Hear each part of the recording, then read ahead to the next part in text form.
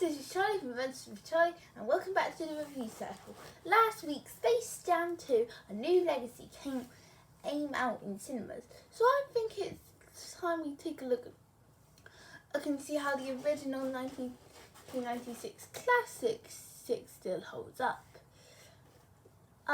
Basketball player Michael Jordan is retiring and taking in and playing baseball, which he's not very good at.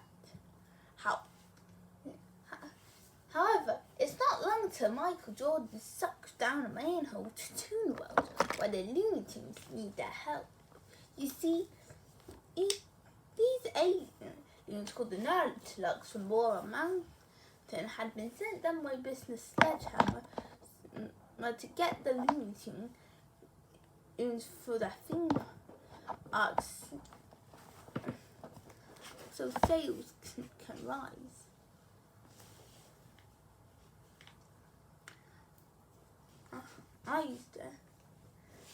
And the teams had challenged him to a basketball game.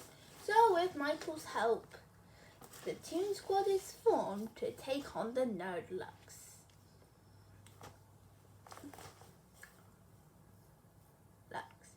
So I will admit the Looney Tunes are definitely funny. I do remember liking them. I don't watch them as much now since I'm older, but when I was younger, I really did like watching the Looney Tunes. They were very funny and very entertaining. And after watching Space Jam, were they still funny and entertaining? Yes, they were. Let's start with the characters. With the live action ones, they don't give us much. But what they do offer us with is Michael Jordan himself. Now, who does a good job of in the film.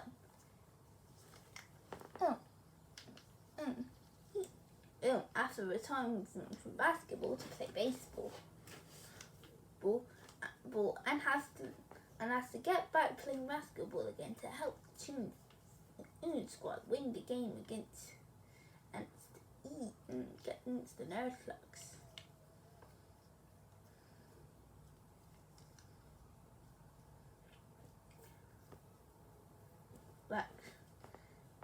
And some of the other characters as for the film delivers for live action side is Stan and who's Michael's supervisor, so who wants to make sure that Michael's happy. And of course, there's a cameo with Bill Murray, which was done really well. As for the Toon Squad side, well, as far as they can be, there's not much personality with Looney Tunes. Only a few get big roles to show. And like Bugs being the leader of the Tunes. Or his friends Duck,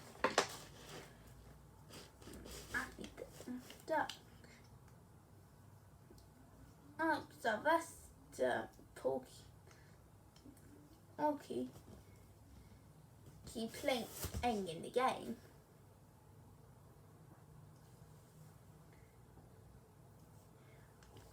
That's part of the game.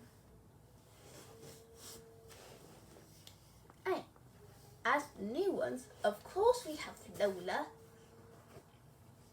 the Bugs' love interest, who doesn't really do much in the film, but still an entertaining character. And then there are the villains. With the Nerdlugs, they're the from goofy henchmen who steal the powers of the NBA, of some NBA stars, and will get at the Looney Tunes for their leader, Mr. Sledgehammer, who wants the Looney Tunes because Sage were dropping on Laurel Mountain, and he thought if he had the Looney Tunes, the sales won't drop up anymore. So yeah, they offer. It's surprising with a live action animation hybrid and the tunes don't have the big parts, but the live action actors do. Now let's move on to the story. Basically, it's the most basic sports story you can come up with some about a guy who's retired but has to get back in the game to help his new friends. Not really the most original story that's come up with. A big problem I have with it is the story. Ori is simple, but they don't really change it much. The tunes challenge the Nuzlocke to the game. The Nuzlocke become the Monstars, and the tunes just need Ian Michael's help to win the game. Not really much that's going on, if you ask me. But I will admit that the humour makes up for it. I mean, this is a Looney Tunes film, so whenever there's jokes by them, you know that the humour is going to be funny. And the tunes offer their great humour that they always do from beginning to end. And it is really funny. And now let's answer the big question. How does the animation blend well with live action? Well, I think we'll start out with Michael Jordan art and say that it blends really well. We mainly just see Michael Jordan in the Toon World. So it's more like an animated film in a way, and the animation looks really nice. This was done in the late 90s, and yet it still looks really entertaining. With the designs being true, and the character animation being very physical for these tunes. But where the film really shines is when the basketball game begins. It's when the tunes use their new basketballs in order to try and beat eat the Monstars in the game. In fact, the basketball game is probably my favourite bit of the film. Because of how fluid the character animation is during the whole game. It makes it really entertaining and leaves you on the edge of and you can't tell if the good guys or the bad guys are going to be the ones that are going to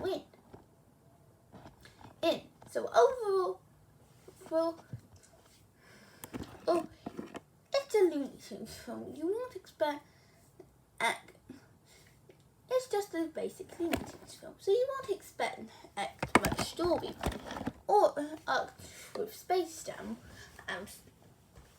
story-wise, especially when it doesn't offer the most original story, and some of the tunes don't get a big focus like others. But I wouldn't say that this one hasn't aged well. In fact, I'd say it has. It has some really nice animation, shown blending well with the live action scene. The basketball game leaves me on the edge of my seat, and live actors do a really good job. Personally, if you're either a fan of the Looney Tunes or basketball, then this is the film for you. You'll definitely be the ones that get the most entertainment out of this. no, this it's the Looney Tunes films, so it's not expected to be amazing, but it is expected to be enjoyable, and that's what gives it an 8 out of 10. And not the best Looney Tunes or sports film, but definitely it's one of the more fun and enjoyable ones. So what am I going to do in the next episode of the reviews? Cool. Cool, what?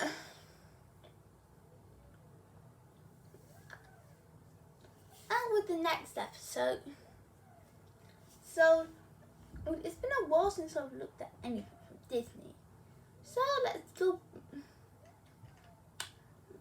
back to Disney